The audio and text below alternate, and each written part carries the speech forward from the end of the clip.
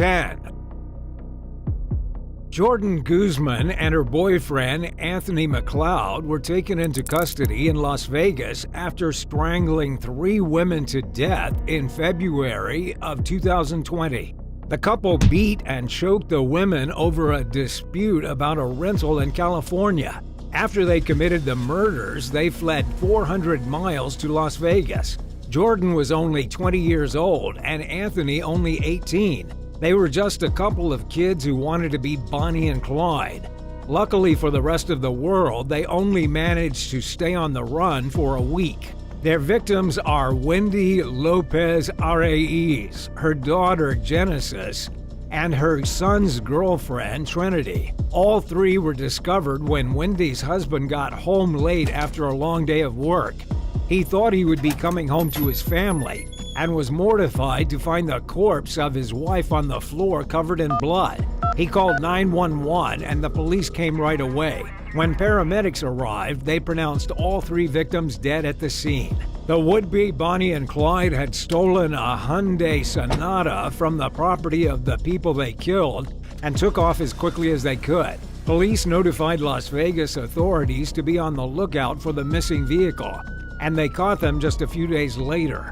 The couple has since been charged with 3 counts of murder. As for the motive, it was all about the rental agreement. Jordan Guzman was a tenant at the residence. She'd gotten into an argument about the rules of the agreement, which resulted in the savage attack that cost 3 people their lives. 9. 2-week crime spree. Blake Edward Fitzgerald used his girlfriend, Brittany Nicole Harper, as a human shield when the authorities opened fire on him. This happened at the end of a long and violent crime spree of a wannabe Bonnie and Clyde couple. Blake and his girlfriend had carried out several kidnappings and robberies over a 2-week span. But when push came to shove and the bullets started flying, Blake had no problem hiding behind his girlfriend. It didn't do him much good. Blake was killed and Brittany Harper took a bullet to the leg. It all started on January 22, 2016. The couple broke into a home in Joplin, Missouri, and stole some guns. That Sunday, they kidnapped a hotel clerk in Tuscaloosa, stole his car, and drove to Vestivia Hills. According to the U.S. Marshals, that was where they dumped the hotel clerk and the vehicle and continued the crime spree. After ditching the hotel clerk, Blake and Brittany broke into a home, scared the family inside with a handgun, and stole their Ford Edge. They also took a woman for a hostage before later dropping her off in Birmingham.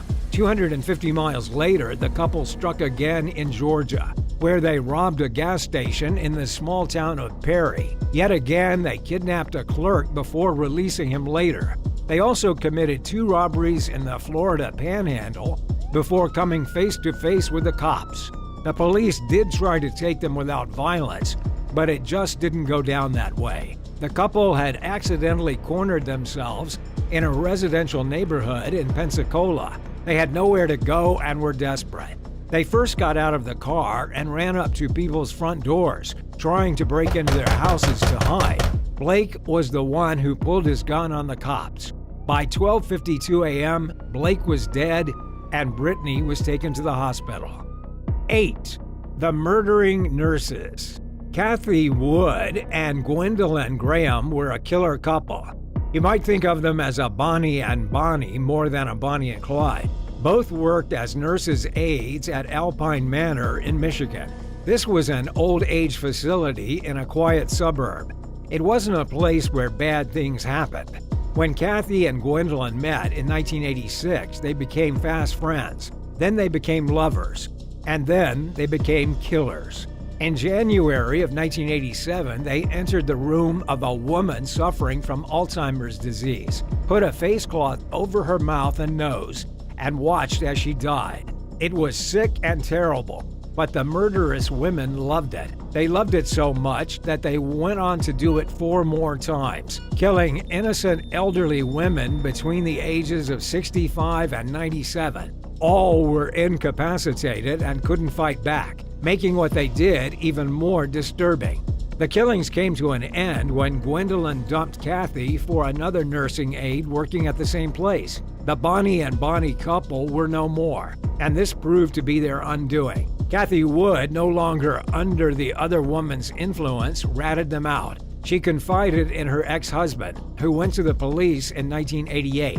Both women were eventually arrested. Kathy went to jail in 1989 and was released in January of 2020. Gwendolyn was given 5 life sentences and is still currently in jail. 7. Failed wannabes.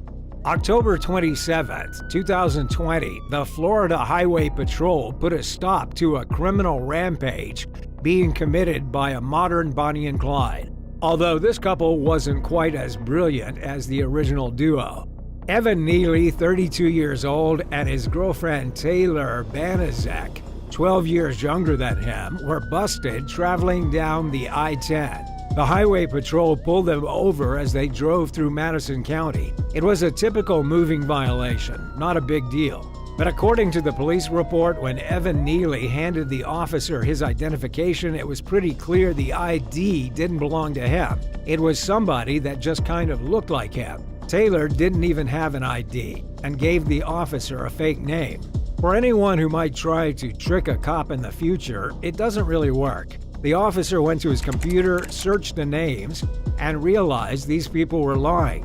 When he got back to the car, he noticed a large pile of credit cards sitting in open view in the vehicle. He asked if he could see the credit cards. The couple denied, so he arrested them. Now he was allowed to search their car all he wanted. When he did, he discovered a huge quantity of stolen credit cards, stolen identification papers, social security cards, and so much more. The couple are now facing a combined total of 323 felony charges related to fraud. They may not have been shooting it up, Bonnie and Clyde style, but they were definitely driving around the country collecting as many identities and credit cards as they could, making a small fortune. 6. 8 stores in 10 days. A couple managed to get away with robbing 8 stores in 10 days back in July of 2017. It happened in Brooklyn, with a Bonnie and Clyde wannabe couple going on a petty crime spree that would earn them a fair chunk of cash. The bandits were armed and dangerous, but they weren't exactly hitting high-profile venues.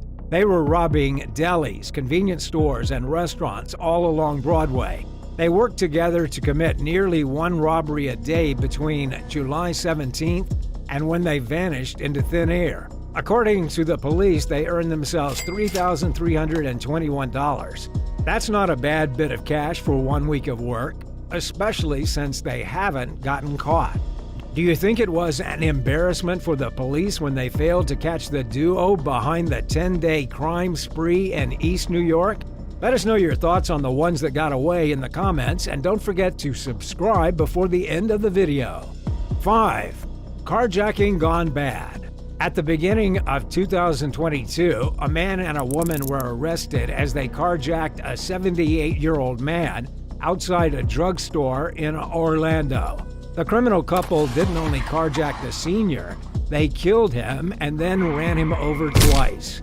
The would-be Bonnie and Clyde are Javon White and Jasmine Monroe, with their victim identified as Yukon Cummings. Cummings was a retired hospital security guard whose wife had recently passed away. His family was already suffering from one tragedy when the second one absolutely devastated them. According to the Orange County Sheriff's Office, the couple approached the old man outside the store, took his keys by force, and then shot him and left him on the ground. Then when they stole his car, they drove over and backed over him 2 times before fleeing. They could have just taken the car and gone, but they wasted time just to desecrate his body. It was tragic and terrible, and thankfully the police quickly tracked the vehicle down and arrested them.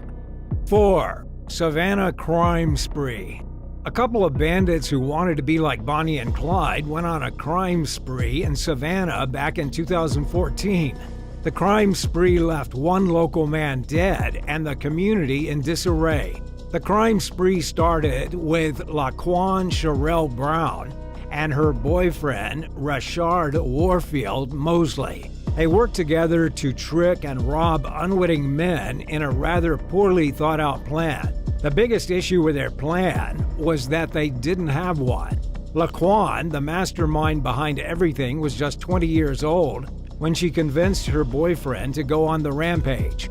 It lasted 8 days, with Laquan luring men into vulnerable positions so that her boyfriend could pop out of nowhere, surprise them, and steal their stuff.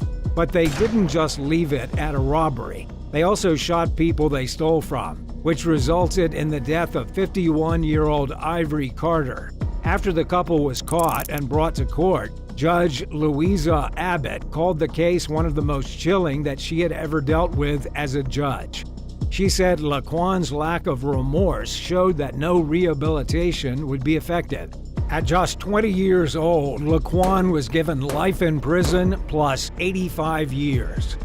3. The Wells Fargo Robbery. It was 6:42 in the morning on June 29, 2019. Officers with the Racine Police Department responded to the Wells Fargo Bank on Dr. Martin Luther King Jr. Drive. The bank was being robbed, but the robbery actually started the night before. William Howell and Dontarius Robb followed the bank manager home and approached her when she exited her vehicle. They kidnapped the woman and her 2 young children, forcing them into the back seat of their car. They covered her head with a t-shirt and drove to Milwaukee. They took her cell phone and her wallet, all the while pointing the gun in her face. The 2 men eventually dumped the woman in the basement of a house in Milwaukee, where she and her kids had to wait until the next morning. Now comes the day of the robbery. A third conspirator joined the robbers, and the woman and her children were transported to Wells Fargo. She was supposed to give the robbers access to the bank vault, and she did, kind of. They got all the way into the back of the bank and filled their bags with $47,000. That was when their hostage managed to shut a door behind her and her children, separating them from the robbers. But they didn't care. They took off with the cash and were gone. The bank robbers didn't get to enjoy their success for long. All of them were caught, including Lamara Powell, the former girlfriend of the third robber, George K. Pearson Robb. She had been the one to aid and abet the conspirators. She brought blankets for the kidnapped mom and her kids in the basement and helped spend the money. But breaking up with a girl who was involved in your bank robbery probably wasn't a very good idea. She gave everything up to the police, testifying in court against the thieves. 2. Out of cash. In September of 2017, a teenage couple got into a New York City taxi. They had the taxi driver take them home to where the girlfriend lived in the Upper East Side. But at the end of the ride, they didn't have the $8 needed to pay for their trip, so the teens pulled out a gun and robbed the taxi driver. There was a bit of awkward silence at the end of the ride when they didn't have the money, but rather than simply get out of the cab and run away, Hawa Sako pulled out a gun and demanded the driver hand over his phone and money. The cabbie didn't want to get shot, so he did as he was ordered. He handed the girl his phone, and then her boyfriend, Dean Ruslia, punched him in the head. The young criminals clearly hadn't thought about their getaway plan. The cabbie watched as they ran into Hawa's apartment building. It didn't take long for the police to work out which apartment she lived in, at which point both teenagers were arrested and charged with robbery and assault. 1. Ranting on Facebook. In 2017, a young couple who thought themselves the new Bonnie and Clyde found themselves getting charged with murder after ranting about a brutal killing they had just committed on Facebook. Hakeem LaPrince Griffin White and Ashley Ann Coleman shot and killed a man who was walking through a parking lot in Dallas, minding his own business in the middle of the afternoon. His name was Drakeston Alex. He didn't even know the couple who killed him. Surveillance footage from the parking lot showed Ashley's 2007 PT Cruiser driven by the victim.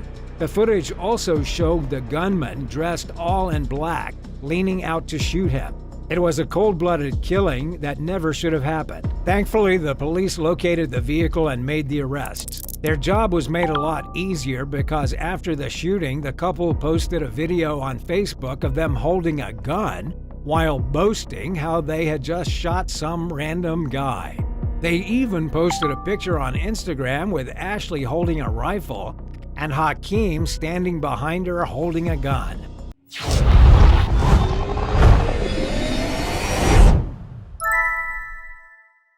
Number 10. A hard pass. Ariel Ingert offered her services to 3 police officers back in 2015 to have them drop a bunch of charges they were trying to bring her up on. 24-year-old Ariel, on the outside, looked like your typical young woman, but apparently this girl was what you might call open. After she was pulled over in Palm Harbor, Florida, and dragged off to jail, she thought of the only thing she could do to get out of her situation. She had a blood alcohol level of 0.162, over twice the legal limit. She also had a huge bag of marijuana in her purse. And so, once the police got her back to the station and processed, she offered them something she thought they wouldn't be able to say no to. Much to her surprise, no one would take her up on her sexy offer. She first told Deputy Brian Sudbrink that if he dropped the charges and let her go, she'd do whatever he wanted, anything at all. But he refused. Then when she was searched at the detention facility, officers discovered a small bag of cocaine hiding in her bra. As the charges became more and more serious, she became more and more desperate. Finally, Ariel offered her expert services to Deputies Obed Munoz and Eric Biddle. She told them that if they let her go, she would give them each a special treat they would never forget. But in the end, none of the officers would take her up on her lewd offers, and she was charged with 3 counts of bribery on top of the drugs and DUI charges. Number 9. McDonald's Bribe. Martell Williams was only 15 years old when he spent 2 nights locked up in the Lake County Juvenile Detention Center.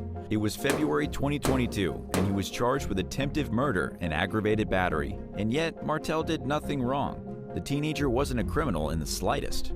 He was arrested by the Chicago police and then bribed by the cops into confessing to a murder. This is by far one of the ugliest stories involving the abuse of police powers that's come out in the first few months of 2022.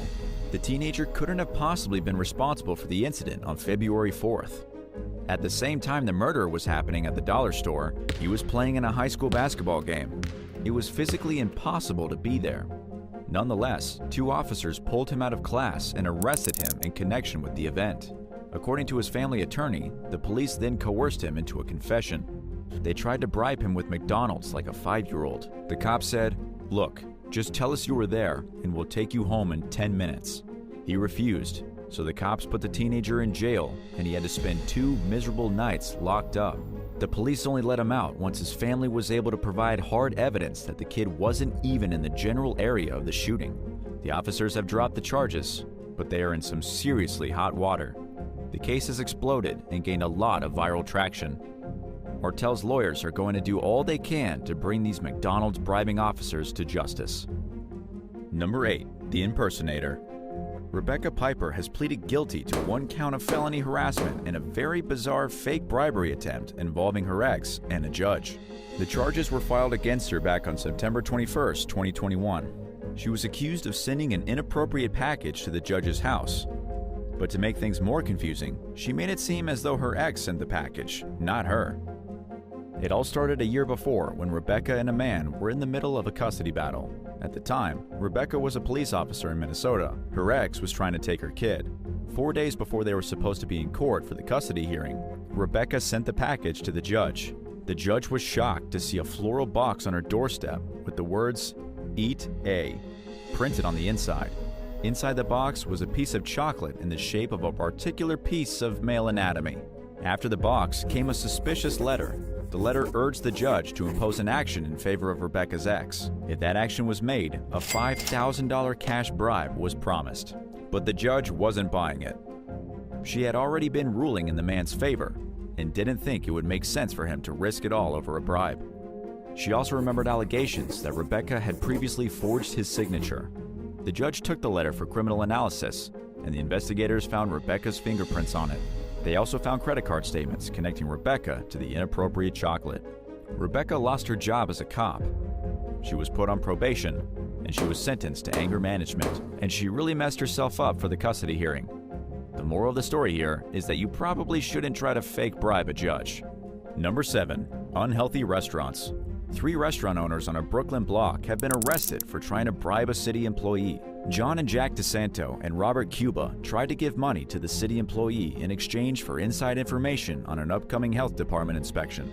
The trio had recently won big on Super Bowl bets and were hoping all that cash would get them by on their next health inspections.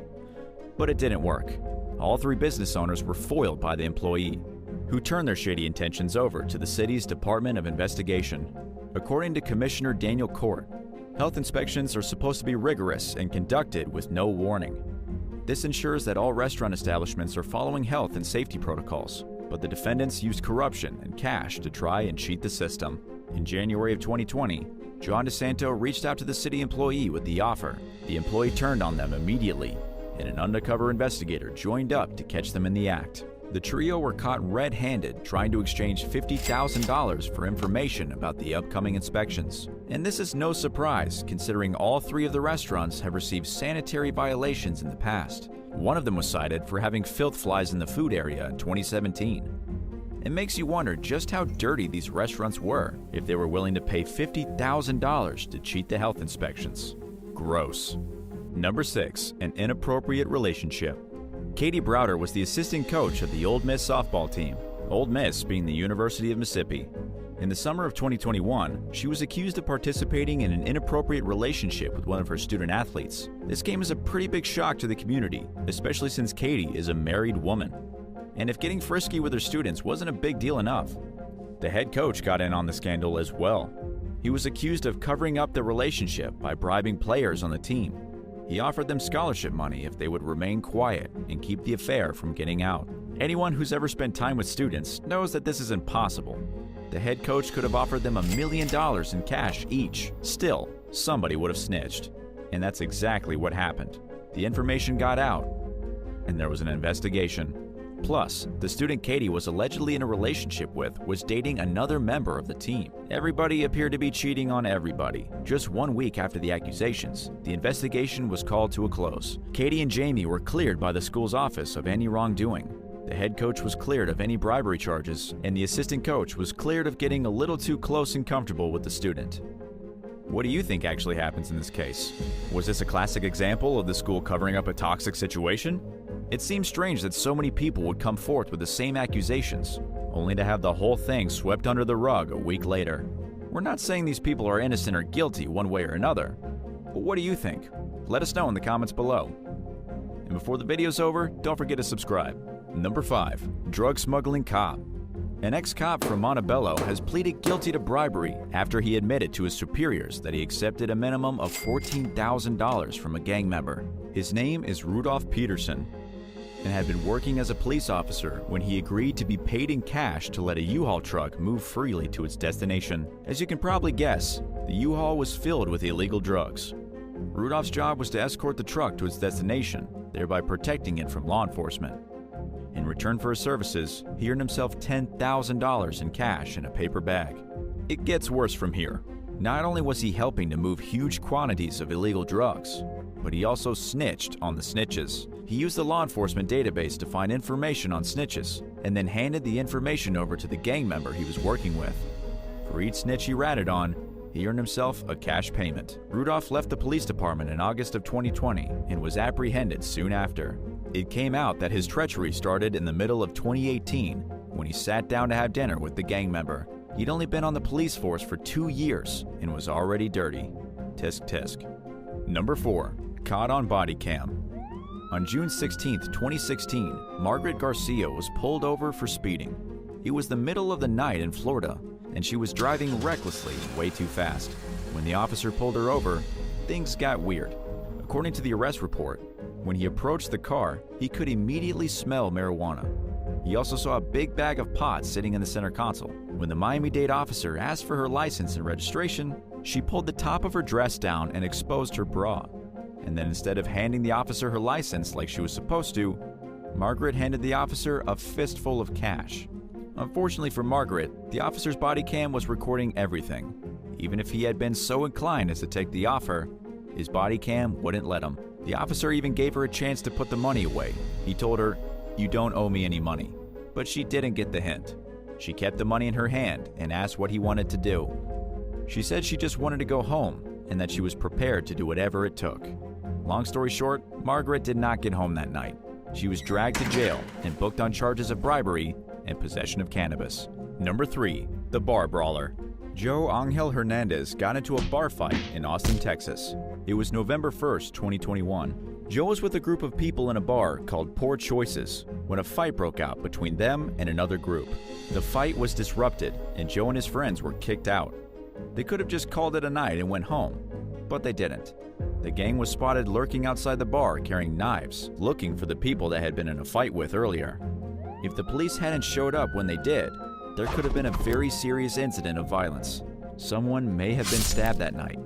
But the cops came and arrested the thugs waiting outside the bar. Joe ran from the Austin police, only to get caught about a block later. The officer used a stun gun to bring him to the ground, then walked him back to the patrol car. As Joe was sitting in the back of the car, he offered the officer $300 in cash to just let him go. Before the officer could refuse, he increased it to $500. "Nobody will know," he told the officer. Joe wanted the cop to take the money, open the door, and pretend nothing happened. When the officer refused, Joe offered him a total of $600. But $600 wasn't enough to tarnish the officer's integrity. He took Joe Hernandez to jail and charged him with evading a police officer and bribery. Number 2. Drinking and driving. There were a lot of failed bribes in November of 2021. On the 18th, just 2 weeks after Joe in Austin tried to bribe a cop, a woman in Boca Raton had the same thing happen to her.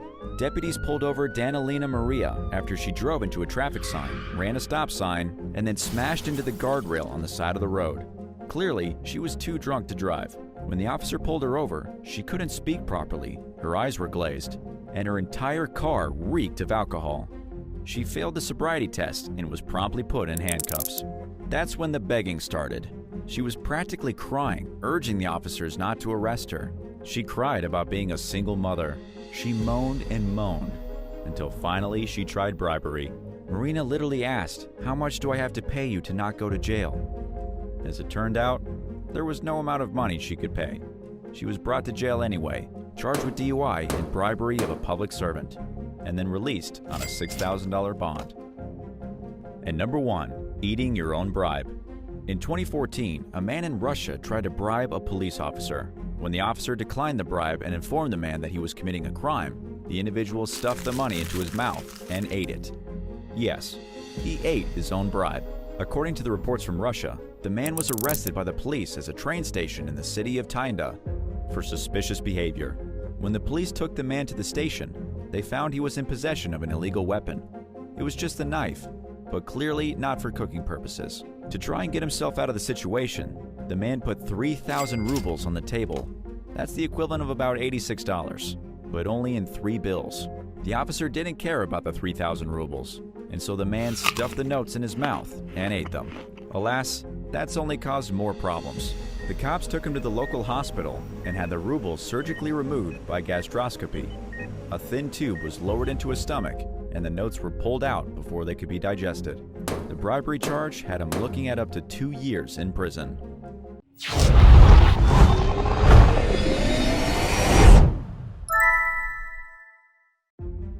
Number 10. The Vampire Nurse. A Florida nurse was picked up by her Uber driver on April 17, 2021. As he was minding his business behind the wheel, just trying to do his job, the nurse sank her teeth into his neck like a vampire and tried to strangle him to death. This was one of the most horrific Uber incidents ever caught on camera. Michael Hassey Jr. was driving his Uber in the city of St. Petersburg, near Tampa. He picked up 55-year-old nurse Michelle Stillwell. At first, everything seemed pretty normal. Stillwell fell asleep as Hassey was driving, but didn't think much of it. He just kept going towards her destination. Everything went wrong when the woman woke from her slumber in the back seat. She jolted awake as if shaken from a nightmare, then reached around from the back seat and wrapped both her hands around Michael's neck. He tried to pull the car over to get away, but she kept strangling him and he couldn't breathe. She clawed at him, sank her teeth into him, and tried scrambling her way into the front of the car. When Michael pulled out his phone and tried to call the police, she slapped it from his hands. Luckily, Michael was able to pull the vehicle over and escape, leaving Michelle flailing and deranged in the front seat. The nurse was apprehended by the police and arrested on charges of battery. As for why she attacked the Uber driver unprovoked, we just don't know. She has been a registered nurse in the state of Florida since 1996. It's possible she suffers from some kind of mental disorder and had a breakdown that made her believe she was a vampire. The event has left Michael traumatized, seeking professional counseling. He also said he will never be working for Uber again. Number 9. No seatbelt, no ride. In the summer of 2019, yet another brutal attack on a Florida Uber driver was captured on camera. This time, it wasn't a middle-aged vampiric woman, but an unruly male passenger who refused to put his seatbelt on. According to a spokesman from the Tampa Police Department, Taylor Richards was arrested after repeatedly punching his driver in the head. The driver was Joe Leone, who says he picked up his attacker from St. Pete Beach and was supposed to take him to South Tampa. After they got off the interstate, Taylor took off his seatbelt and refused to put it back on.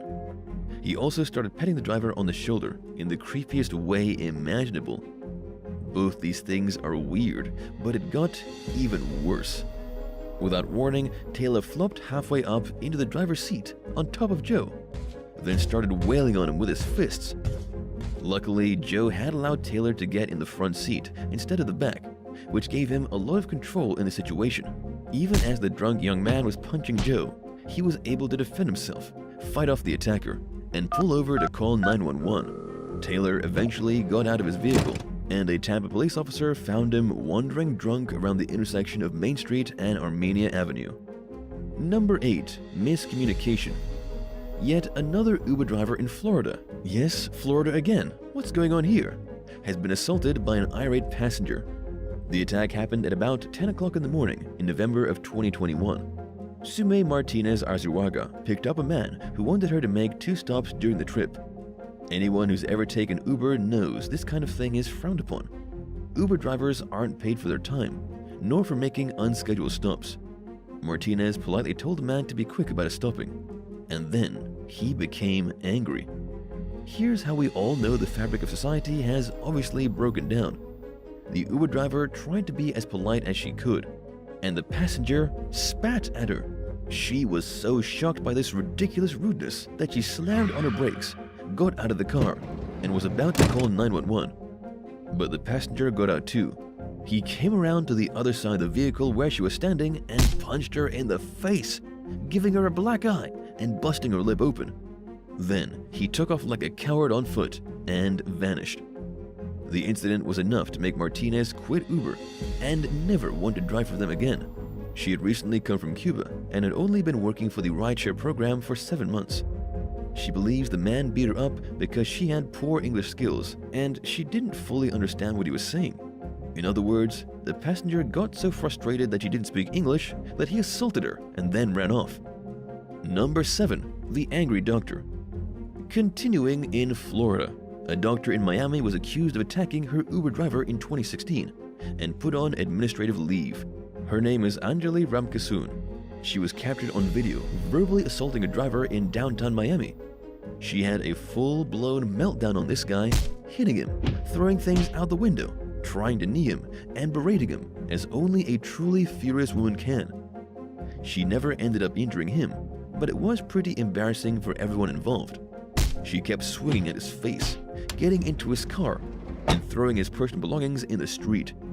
It was basically one big temper tantrum by a drunk, 5-foot-tall doctor. The video of Anjali's insane meltdown went viral, and she lost her job. She, at the time, was a 4th-year neurology resident.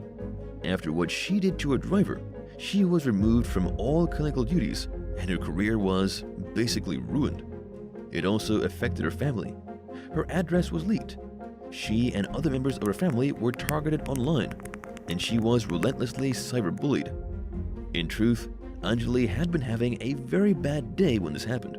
Her father had been admitted to hospital hours before, and minutes before, she and her boyfriend of 2 years had broken up. It wasn't the Uber driver's fault, and it's no excuse for her child's behavior, but it does make a little more sense why she suddenly snapped. Do you think attacking one Uber driver in a drunken frenzy should ruin your life forever? Let us know your thoughts in the comments, and don't forget to hit subscribe before the end of the video. Number 6. Kidnapped by her Uber. On March 18, 2021, an Uber driver kidnapped his passenger. The kidnapper's name is Kamal Eselak, a 47-year-old man. He was arrested by the Boston police for locking a woman in his vehicle against her will. It begins, as all these things do, as an ordinary pickup. The woman got into Kamal's Uber and they started driving, but almost immediately the woman noticed how strange her driver was acting. He gave off a real creepy vibe, so she asked to be dropped off immediately and let out of the vehicle. Kamal stopped the car, but the child safety locks prevented the back doors from opening. She knew something terrible was about to happen. She could feel it in the pit of her gut. The victim began banging on the windows as hard as she could while screaming at the top of her lungs. She was desperate to get the attention of someone outside of the car. Here's something that will give you nightmares for weeks to come. As she banged on the windows and screamed, Kamal began to slowly claw into the backseat with her. As he did, he laughed insanely to himself. It was something out of a horror movie. Luckily, this woman was not about to be anybody's victim. She managed to spring over the driver and get in the front as he was struggling to force his bulk into the back. She was then able to unlock the door and fall out of the vehicle before running to safety. She got away and Kamal was arrested, but it was a very, very close call. Number 5. Robbed and Fired.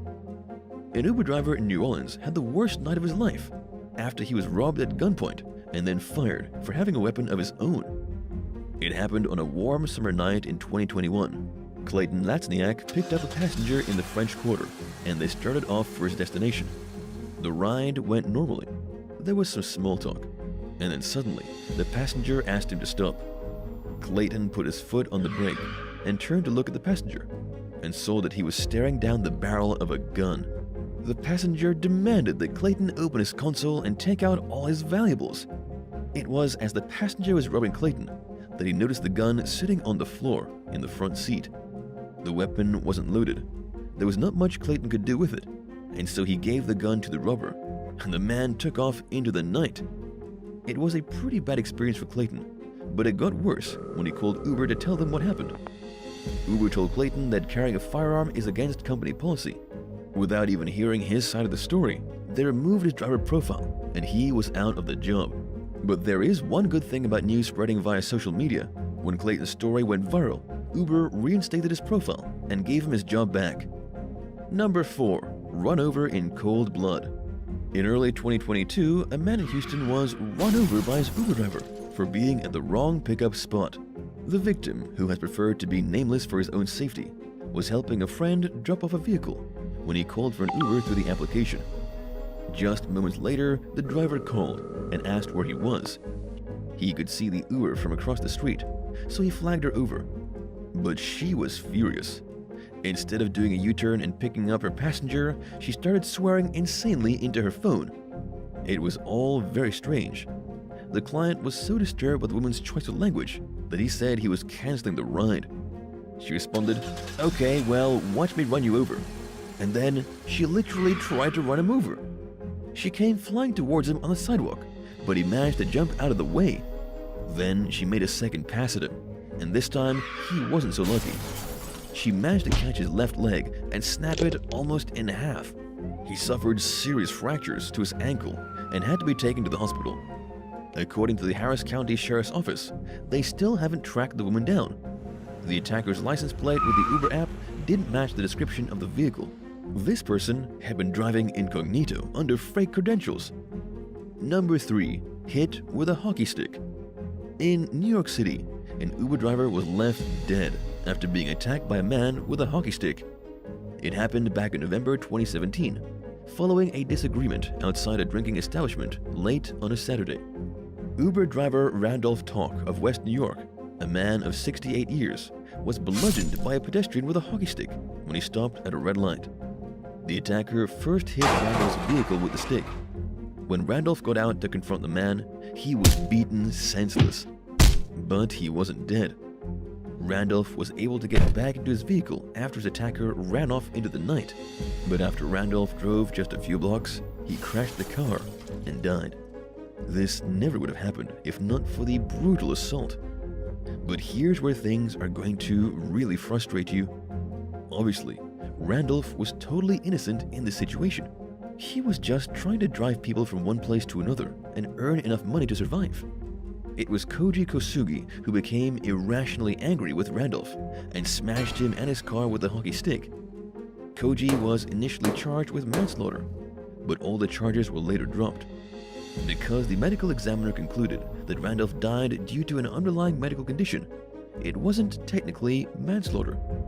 The confrontation led to an increase in blood pressure, adrenaline, and Randolph's need for oxygen.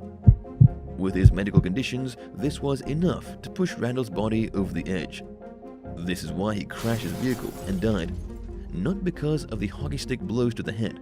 Koji may have indirectly led to Randolph's death, but not directly enough to be a murderer in the eyes of the law. Number 2. The worst Uber driver in history.